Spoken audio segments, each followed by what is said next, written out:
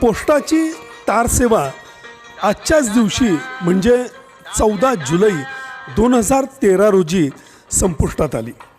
1850 साली कोलकाता आणि diamond harbour या दरम्यान ही तार सेवा सुरू झाली, जी पहिल्यांदा फक्त ईस्ट इंडिया कंपनीच्या कर्मचाऱ्यांसाठी होती.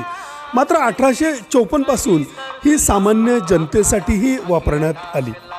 पोस्टमन दारामध्ये आला आणि तार आली असे त्यानं सांगितलं की अनेक संमिश्र भावना त्या घरच्या मंडळींच्या चेहऱ्यावरती उमटायच्या, काहींच्या हृदयाचे ठोके वाढायचे. आता ही तार नक्की कशाची आली आहे? आनंदाची बातमी सांगणारी आली आहे का कुणाच्या मृत्यूची वगैरे काही खबरबात घेऊन आली आहे? यामुळे सगळे चिंतातूर व्हायचे. आणि मग ती जर आनंदाची तार असेल तर पोस्टमनला चक्क चहा पाजून किंवा कमीत कमी हातावर साखर तरी देऊन पाठवलं जायचं.